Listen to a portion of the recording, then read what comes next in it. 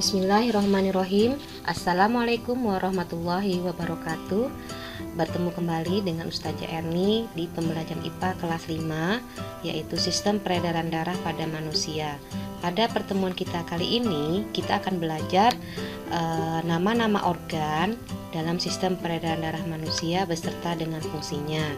Sebelum kita memulai pembelajaran, persiapkan dulu peralatan tulis kalian dan jangan lupa dengan membaca basmalah. Bismillahirrahmanirrahim. Pernahkah kalian membayangkan sistem peredaran darah pada manusia? Sistem peredaran darah pada manusia itu sangat penting. Kenapa? Karena demi kelangsungan hidup pada manusia. Dengan adanya peredaran darah, maka oksigen dan sari-sari makanan bisa diterima oleh tubuh. Nah, dari itu kita harus memahami sistem peredaran darah agar tubuh kita ini bisa menjaga. Jadi kalian di sini harus benar-benar memahami apa saja sistem peredaran darah itu. Nah, sebelum mengenal sistem peredaran darah pada manusia, maka kalian juga harus mengenal organ-organ peredaran darah pada manusia. Apa saja sih organ peredaran darah pada manusia itu? Nah, organ-organ yang bekerja penting di dalam sistem peredaran darah manusia itu ada yang pertama, yaitu adalah jantung. Nah, kalian tahu ya, jantung itu terletak di sebelah kiri. Nah, seperti ini gambarnya. Jantung manusia terletak di sebelah kiri. Apa fungsi jantung? Jantung berfungsi untuk memompa darah ke seluruh tubuh. Nah, kalau kita lihat seperti ini, jantung ini terbagi menjadi 4 ruangan. Bagian atas ini namanya adalah serambi, sedangkan yang di bagian bawah ini namanya adalah bilik. Sekarang kita lihat satu-satu. Ini kita kenal dengan nama serambi kiri. Kenapa? Karena letaknya di sebelah kiri. Kemudian yang kedua adalah serambi kanan, karena letaknya di sebelah kanan. Jadi yang bagian atas ini namanya adalah serambi. Kemudian yang di bagian bawah ini namanya adalah bilik. Karena di sebelah kiri, maka namanya adalah bilik kiri. Kemudian ada namanya bilik kanan. Silahkan diperhatikan anak-anak ustazah, sebelah kiri dan sebelah kanan. Jadi jantung ini terbagi menjadi 4 bagian. Ya, ada serambi kiri, serambi kanan, bilik kiri dan bilik kanan. Nah, kemudian ada juga namanya pembuluh nadi yang paling besar, ya kita kenal dengan nama aorta. Nah, jantung ini juga memiliki katup, ya. Katup jantungnya ada di sebelah kanan dan sebelah kiri serta di bawah. Jadi katupnya ini ya berfungsi supaya darah itu tidak bercampur, ya. Jadi tidak bercampur antara darah yang mengandung oksigen maupun darah yang mengandung karbon dioksida. Nah, sekarang kita harus tahu apa fungsi serambi. Fungsi serambi karena di atas dia menerima darah, sedangkan bilik fungsinya adalah memompa darah. Jadi kalian harus ingat, serambi karena di atas dia menerima darah, sedangkan bagian bawah bilik adalah memompa darah. Oke ya, kita lanjutkan. Ini bagian dari jantung manusia yang sangat penting. Nah, sekarang kita lihat dulu fungsinya. Nah, fungsinya ini harus kalian hafalkan ya, karena sangat penting kalian ketahui. Sekarang kita lihat yang nomor 1. Karena di atas namanya serambi, jadi serambi ini yang nomor 1 ini adalah serambi bagian kiri. Apa fungsinya? Menerima darah yang kaya oksigen dari paru-paru. Jadi dia menerima darah yang kaya oksigen dari paru-paru. Sekarang lihat serambi kanan nih. kanan ini juga menerima darah. Ingat tadi ya, di awal sudah dijelaskan bahwa serambi itu fungsinya adalah menerima darah. Sekarang kita lihat, kalau serambi kiri berarti banyak mengandung oksigen, dia menerima darah dari paru-paru. Nah, lihat ini rumusnya. Sedangkan serambi kanan, dia menerima darah yang kaya akan karbon dioksida dari seluruh tubuh. Kemudian yang nomor 3 ini adalah bilik kiri. Tadi apa fungsi bilik kiri? Memompa darah. Nah, jadi di sini bilik kiri adalah memompa darah yang kaya oksigen ke seluruh tubuh. Sedangkan bilik kanan nomor 4 ini memompa darah yang kaya karbon dioksida ke paru-paru. Ingat rumusnya, kalau di sebelah kiri berarti kaya oksigen, sebelah kanan berarti kaya karbon dioksida. Nah, darah yang mengandung oksigen berarti darahnya darah bersih. Sedangkan darah yang mengandung karbon dioksida berarti darahnya banyak mengandung darahnya tidak bersih ya, seperti itu. Kita lanjut ya. Nah, sekarang organ yang kedua adalah pembuluh darah. Apa itu pembuluh darah? Ya, pembuluh darah adalah saluran tempat mengalirnya darah dari jantung. Jadi mengalir. Jadi pembuluh darah ini kalau kita ibaratkan seperti pipa.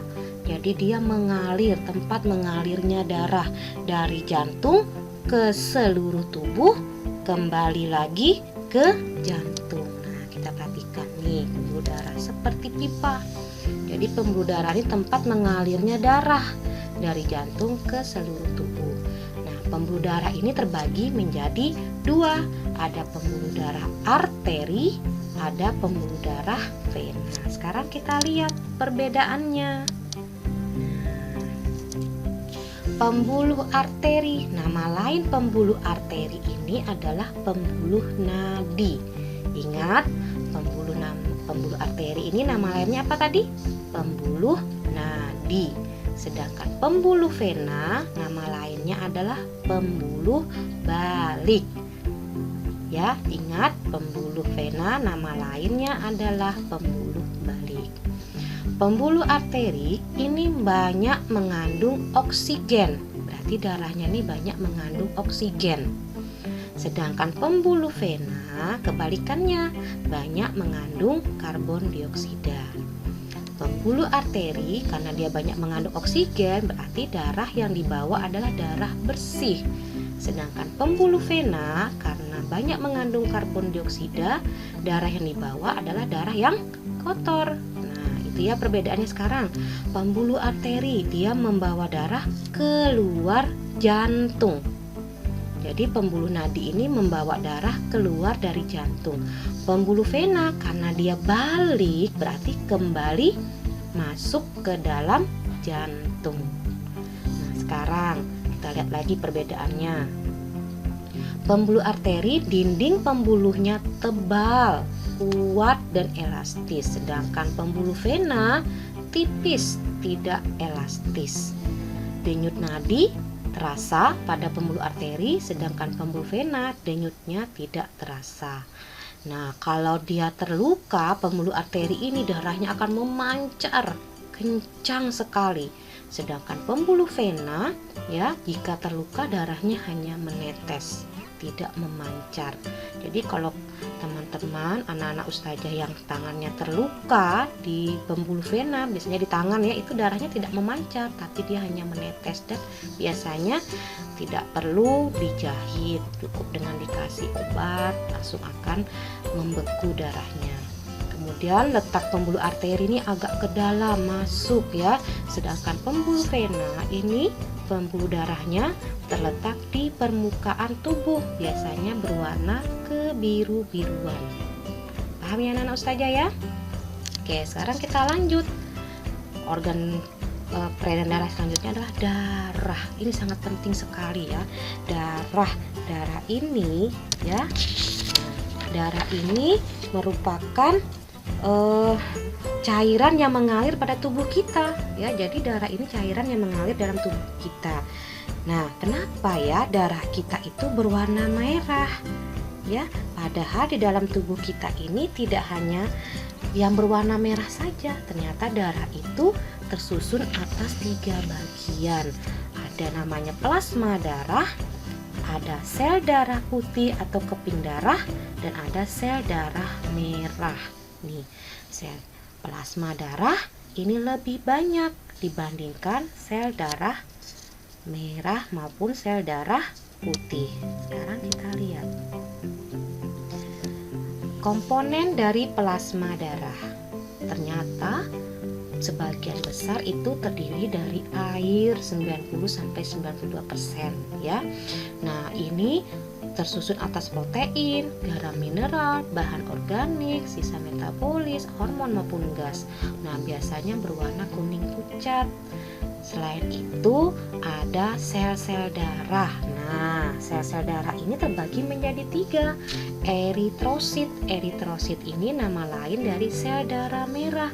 Ternyata jumlahnya itu mencapai 4-6 juta per milimeter kubik ya. Luar biasa, banyak sekali. Nah, sel darah merah ini banyak mengandung hemoglobin. Nah, hemoglobin inilah yang menyebabkan warna darah itu menjadi merah. Kemudian leukosit atau sel darah putih, jumlahnya 4,5 sampai 10.000. Nah, leukosit atau sel darah putih ini berfungsi untuk membunuh kuman-kuman penyakit atau sebagai antibodi di dalam tubuh manusia. Nah, ini namanya trombosit atau keping darah. Jumlahnya 150 sampai 300.000.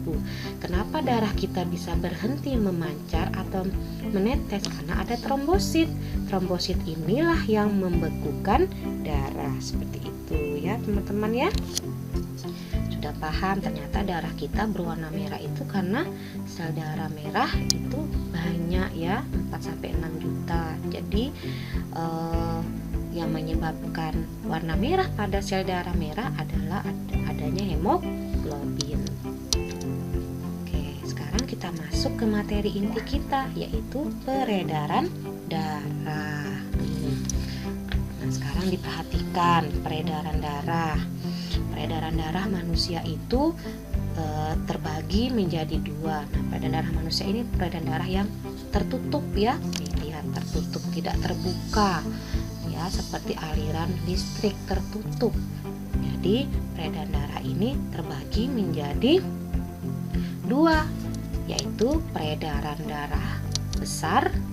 Ya, sekarang kita lihat peredaran darah besar ini dimulai dari bilik kiri. Ingat rumusnya, dimulai dari sebelah kiri. Ini bilik kiri, berarti dia memompa darah dari paru-paru, darah bersih dari paru-paru dibawa kemana? Ke aorta. Nih, dari sini naik ke atas, perhatikan. Nah, ke aorta. Aorta itu apa? Pembuluh nadi terbesar. Kemudian dibawa ke arteri nih yang berwarna merah. Arteri ini berarti pembuluh nadi. Kemudian dibawa ke seluruh tubuh semua. Baru dibawa ke pembuluh balik atau vena, masuk kembali ke dalam jantung. Kemana ini? Ke serambi kanan. Ya, paham ya? Jadi peredaran darah besar itu dimulai dari bilik kiri, kemudian dibawa ke arteri, kemudian ke seluruh tubuh, kembali masuk ke serambi kanan, tapi melewati pembuluh balik ya. Seperti itu, perhatikan baik-baik. Bisa dicatat di bukunya. Kemudian peredaran darah yang kedua adalah peredaran darah kecil. Ingat perbedaannya, kalau dia peredaran darah kecil berarti hanya sekitar area jantung dan paru-paru saja ya, seperti itu. Nah, karena dia peredaran darah kecil dimulai di sebelah kanan, karena tadi masuk ke serambi kanan dari peredaran darah besar, kemudian dipompa ke bilik kanan, nih bilik kanan ya. Nah, bilik kanan kemudian dibawa kemana? Naik ke sini dia. Nih, lihat panahnya, ke arteri pulmonalis. Nih, arteri pulmonalis ini tempat mengalirnya darah dari bilik kanan menuju mana? Paru-paru. Nanti dari paru-paru dibawa kemana? Ke vena pulmonalis. Nih, vena pulmonalis alis masuk kemana? Ke serambi kiri. Paham anak-anak ustazah? Jadi rumusnya seperti itu. Kalau peredaran darah kecil hanya melewati jantung sebelah kanan, masuk ke paru-paru, kembali lagi ke jantung. Jadi harus kembali ke jantung. Kalau tidak kembali ke jantung, maka darah tidak bisa mengalir. Sekarang perhatikan. Nah, ini rumusnya. Peredaran darah besar mulai dari jantung kiri. Tadi sudah dijelaskan, ke seluruh tubuh, kembali lagi ke jantung kanan. Peredaran darah kecil mulai jantung kanan, masuk ke paru-paru, kembali lagi ke jantung kiri. Jadi peredaran darah kecil tidak melewati seluruh tubuh. Peredaran darah besar harus melewati seluruh tubuh. Ingat, dimulai di jantung kiri, kembali ke jantung kanan. Itu peredaran darah besar. Peredaran darah kecil dimulai jantung kanan, paru-paru, jantung kiri. Ya, semoga materi yang ustazah sampaikan ini bisa bermanfaat. Tetap di rumah, jaga kesehatan, hindari kerumunan, dan tetap menggunakan masker ketika keluar rumah.